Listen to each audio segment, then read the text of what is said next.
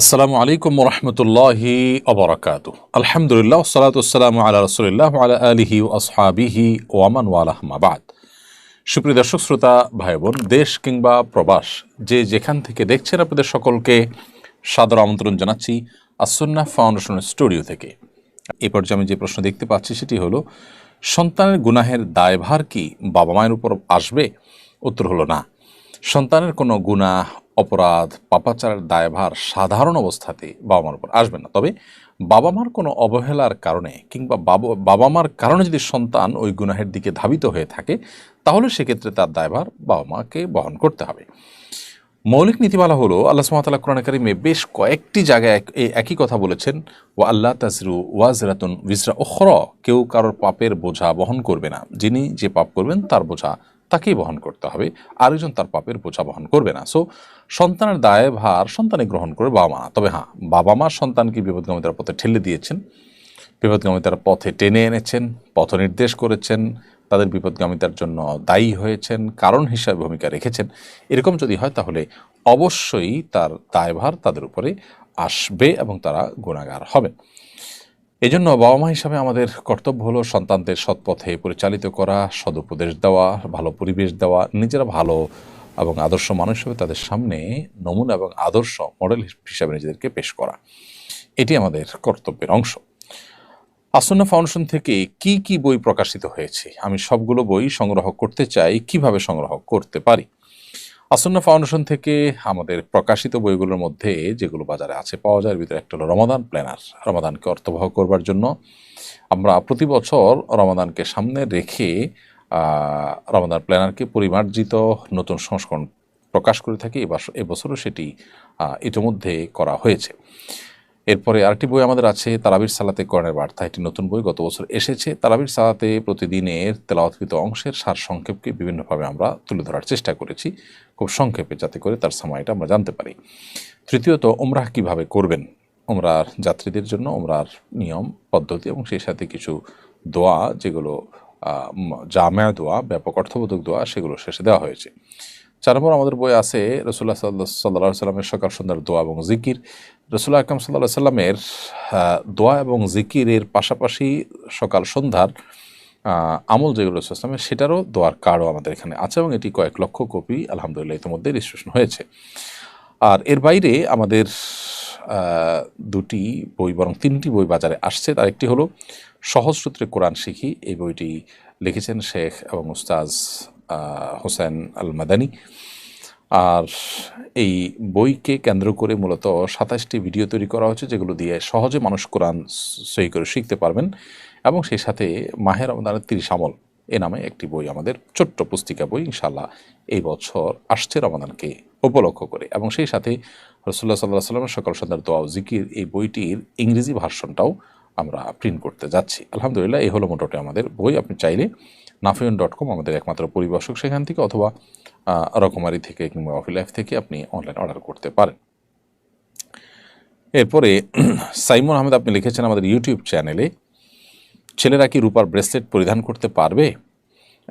ছেলেরা আসলে সাজগোজ করবে না, সাজগোজ ছেলেদের জন্য নয়, বিধায় তারা রূপার আংটি পরলেন বা অন্য কোনো কিছু পরলেন, এটা জায়েজ আছে, কিন্তু রূপার ব্রেসলেট তাদের পরা উচিত নয়। আমার বর আমার সাথে এক বিছানায় থাকে না অনেক বছর হলো, আমাদের শারীরিক সম্পর্ক হয় খুব কদাচিৎ, আমি চাইলেও সে সহজে আসে না, এতে কি তার গুনাহ হয় না? প্রিয় বোন, আল্লাহ তাআলা আপনার প্রতি রহম করুন। যদি আপনি যেমন বর্ণনা করেছেন বাস্তবতা এমনই হয় যে আপনার যে জৈবিক চাহিদা আছে সেটি তিনি পূরণ করছেন না, তিনি এক্ষেত্রে অবহেলা করছেন কিংবা শারীরিকভাবে অসুস্থ, এদিকে আপনি এই অবস্থা চলতে থাকলে নিজের চরিত্র নিয়ে আপনি শঙ্কায় থাকেন, তাহলে সেক্ষেত্রে তিনি শুধু গুনাহগারী হচ্ছেন তা নয়, বরং আপনাকে এই সংসার থেকে বিচ্ছিন্ন হয়ে অন্যত্র বিয়ের চিন্তা আপনাকে করতে হবে, যদি সেই সুযোগ আপনার থাকে। অন্যথায় আপনার স্বামী তিনি গুনাহগার হবেন, তিনি আলাদা থেকে আপনার হক নষ্ট করছেন, সেই দায় তিনি দায়ী থাকবেন। তার আল্লাহকে ভয় করা উচিত, কারণ স্ত্রীর ভরণ পোষণ শুধু জোগাড় করলেই হয় না, স্ত্রীর জৈবিক চাহিদা পূরণ করাও স্বামীর উপর কর্তব্য। সেটা যদি তিনি না করেন তাহলে তিনি গুনাহগার হবেন। গত বছর তারাবির সালাতে কোরআনের বার্তা বইয়ের আলোকে প্রতিযোগিতা আয়োজিত হয়েছিল, এবার হবে কি? গত বছর এই প্রতিযোগিতা ছিল, প্রথম বছর হিসাবে বইটিতে আমরা প্রতিযোগিতা করেছি। এই বছর আসনা ফাউন্ডেশন থেকে এর উপরে কম্পিটিশন হবে না, কারণ আমাদের এই বছরের সবচেয়ে মেগা প্রজেক্ট হলো কোরআন পাঠ ও প্রতিযোগিতা। গোটা রমাদান ব্যাপী আমরা কোরআন পাঠ এবং প্রতিযোগিতার জন্য একটু বড় ধরনের আয়োজন করছি। আপনারা জানেন প্রায় 15 লক্ষ টাকার পুরস্কার ঘোষণা করেছি। বছরে 6টা ধাপে আমরা পরীক্ষা নিয়েছি। আবার রমাদানে হবে শুরু থেকে শেষ পর্যন্ত সবগুলো ধাপের পরীক্ষা একযোগে একসাথে, শুধু তর্জমা থেকে। অতএব এই কম্পিটিশনে আমরা এবার মনোযোগ দিচ্ছি। সেক্ষেত্রে তারাবির সালাতে কোরআন বার্তা বইয়ের উপর আলাদা করে প্রতিযোগিতা থাকছে না। তবে বিভিন্ন মসজিদ এবং কর্পোরেট শিক্ষা প্রতিষ্ঠান থেকে এই বইটি একটা মিনিমাম একটা ফিগার যদি আমাদের কাছ থেকে নেওয়া হয়, অর্থাৎ আমাদের কাছ থেকে বলতে এখানে যারা ডিস্ট্রিবিউটর আছেন তাদের কাছ থেকে নেন, তাহলে সেক্ষেত্রে তাদের জন্য ডিস্ট্রিবিউটার তরফ থেকে nafion.com-এর তরফ থেকে কম্পিটিশন আয়োজন অনলাইনে করার ব্যবস্থা থাকবে। এটি আলহামদুলিল্লাহ একটা সুবর্ণ সুযোগ আমি মনে করি কর্পোরেট প্রতিষ্ঠানগুলোর নিজেদের মধ্যে দ্বীনি এবং কোরআন শিক্ষার চর্চা বাড়াতে এবং দ্বীনি কম্পিটিশন বাড়াতে রমজান উপলক্ষে এই সুযোগটা তারা কাজে লাগাতে পারে। এর বাইরে রমজান প্ল্যানার আলোকেও প্রতিযোগিতা হতে পারে। কর্পোরেট হাউসগুলো যদি এগুলো করে তাহলে তাদের কর্মীদের মধ্যে দ্বীনি চর্চা বাড়বে, আল্লাভীরতা বাড়বে, যেটার সুফল তারা অবশ্যই ভোগ করবে ইনশাআল্লাহ। আমরা আশা করব যে যাদের সুযোগ আছে তারা আমাদের এই কাজের সাথে সামিল হয়ে যায় এবং ডিস্ট্রিবিউটারের যে প্ল্যান, সেই প্ল্যানটাকে আমরা সুবর্ণ সুযোগ হিসেবে নেই। হুমায়ুন কবির লিখেছেন, আমার কয়দিন পরে পরীক্ষা, যা পড়ছি সব ভুলে যাচ্ছি, এখন কি করব? ভুলে যাওয়ার অনেক কারণ ভিতরে একটা হলো গুনাহ, পাপাচার। মানুষের নানান গুনাহে যখন লিপ্ত হয়ে যায় তখন তার স্মৃতিশক্তি কমে যায়, লোপ পেয়ে যায়। সেজন্য আমাদের উচিত হবে তাকওয়ার জীবন গড়া এবং গুনাহমুক্ত জীবন পরিচালনা করা। সেই সাথে আমাদের স্মৃতিশক্তি নষ্ট হতে পারে, আমাদের ফোকাস নষ্ট হতে পারে, সেরকম বিষয়ের সাথে আমাদের বেরিয়ে আসা উচিত। মোবাইলে অতিরিক্ত সময় দেওয়া, অতিরিক্ত বন্ধুবান্ধব নিয়ে আড্ডাবাজি করা, সেই জিনিসগুলো বন্ধ করা খুব বেশি গুরুত্বপূর্ণ। না হলে আসলে এই ভুলে যাওয়ার যে রোগ, এটা থেকে ফিরে আনা নিজেকে খুব কঠিন। মূল পণ্যের মূল্য নির্দিষ্ট আছে, এর বাইরে ক্রেতাদের অধিক পণ্য কেনায় উৎসাহিত করার জন্য পুরস্কারের ব্যবস্থা রাখা এবং লটারির মাধ্যমে সে পুরস্কার দেওয়াকে বৈধ হবে। হ্যাঁ, হতে পারে। আপনি পণ্য কিনেছেন, কিন্তু কিনতে যারা আসছেন তাদেরকে কুপন দিয়ে সেখানে লটারি করেছেন, করে কিছু মানুষকে পুরস্কার দিয়েছেন, এটা নাজায়েজ কোনো বিষয় নয় ইনশাআল্লাহ। তারা ভিকে রবিউল, আপনি আমাদের ইউটিউব চ্যানেলে লিখেছেন, যে ব্যক্তির প্রতি মাসে 15 থেকে 20 দিন স্বপ্নদোষ হয়, এক্ষেত্রে তার ফরজ গোসল করা লাগে প্রচণ্ড শীতে, এখন তার করণীয় কি? তিনি কি তায়াম্মুম করতে পারেন? প্রথম কথা হলো তিনি ট্রিটমেন্ট করতে পারেন যাতে করে তার এই দুর্গতি এবং কষ্ট দূর হয়। দ্বিতীয়ত, এই অবস্থায় গিজারের মাধ্যমে কিংবা কোনোভাবে পানি গরম করে কোনোভাবে তিনি যদি গোসল করতে পারেন তাকে গোসলই করতে হবে। এবং এই যে অনেক বেশি স্বপ্নদোষ হওয়ার কারণে বেশি গোসল করতে হলো, এই জন্য তিনি আল্লাহর কাছে আজর পাবেন, কষ্ট সহ্য করবেন। আর যদি এইভাবে গরম পানি দিয়ে গোসল করার কোনো ব্যবস্থাপনা তার নেই এবং এভাবে নিয়মিত গোসল করার ফলে তিনি বড় ধরনের অসুস্থতার মধ্যে যেতে পারেন, এরকম আশঙ্কা হয়, তাহলে ভিন্ন বিষয়। জন্য তার পুরো পরিস্থিতিকে কোনো আলেমের সাথে সাক্ষাৎ করে জানিয়ে তারপর উত্তর দিতে পারলে ভালো হয়। শাহিন পাটোয়ারি লিখেছেন, অবিবাহিত সন্তান থাকা অবস্থায় মা বাবা কি হজ বা ওমরা করতে পারেন? অনেকে বলেন সন্তানের বিবাহ না হলে বাবা মার হজ কবুল হয় না, এটা কতটুকু সঠিক? আমি বিবাহিত কিন্তু আমার মা বাবাকে ওমরা বা হজ করাতে চাই, এক্ষেত্রে তাদের হজ আল্লাহর কাছে কবুল হবে কিনা? শাহিন পাটোয়ারি, আপনার প্রশ্ন উত্তর হলো, বাবা মার হজ ওমরার জন্য সন্তানকে বিয়ে দেওয়া মোটেও পূর্ব শর্ত নয়। এটি আমাদের দেশে সাধারণ মানুষের লোকমুখে প্রচলিত একটি কথা মাত্র। আসলে কোন সন্তানের কখন বিয়ে হবে না হবে, আদৌ হবে কিনা, আল্লাহ তাআলা ভালো জানেন। তো কোনো সন্তানের বিয়ের উপরে বাবা বা মায়ের হজ কখনো ডিপেন্ডেন্ট থাকতে পারে না, নির্ভরশীল থাকতে পারে না। এমনকি সন্তান যদি একাধিক থাকে এবং তারা যদি ছোটো থাকে, তাহলে সেক্ষেত্রে একই কথা প্রযোজ্য হবে যে সন্তান যদি আজীবন তারা যদি অবিবাহিত থাকেন, তাহলে কি বাবা মাকে হজে যাবেন না? হতে পারে যে ছোট হোক বড় হোক সন্তান বিয়ে করছেন না বা বিয়ে হচ্ছে না কোনো কারণে, তো সন্তানের বিয়ের জন্য কি বাবা মার হজ জুলে থাকবে? উত্তর হলো না। হজের সাথে আসলে সম্পর্ক হলো আর্থিক সঙ্গতির। কারো আর্থিক সঙ্গতি আছে তিনি হজ করবেন, আর্থিক সঙ্গতি নেই তারপরে হজ ফরজ হবে না। এটা হলো মূল বিষয়। সাদ, আপনি এর দিকে লিখেছেন, রাগ কন্ট্রোল করার ও ধৈর্য বৃদ্ধি করার কিছু উপায় বললে কৃতজ্ঞ হব।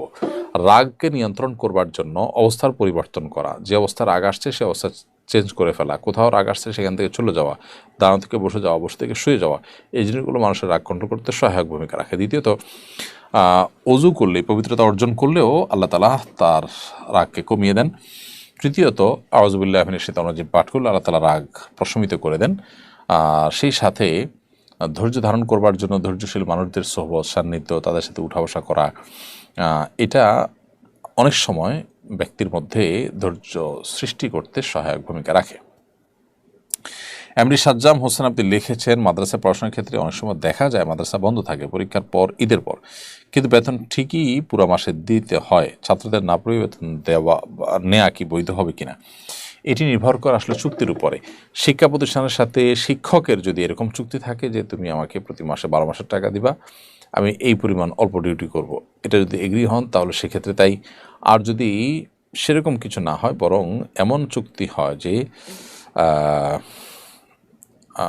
আপনি পড়াশোনার সময়টাতে শুধু বেতন পাবেন, আর যখন পড়াশোনা থাকবে না, বন্ধ থাকবে, ওই টাইমে বেতন পাবেন না, এরকম যদি চুক্তি থাকে তাহলে তাই। এই জন্য এই বিষয়টি নির্ভর করে উভয় পক্ষের পরস্পরের মধ্যে কী চুক্তি হয়েছে তার উপরে।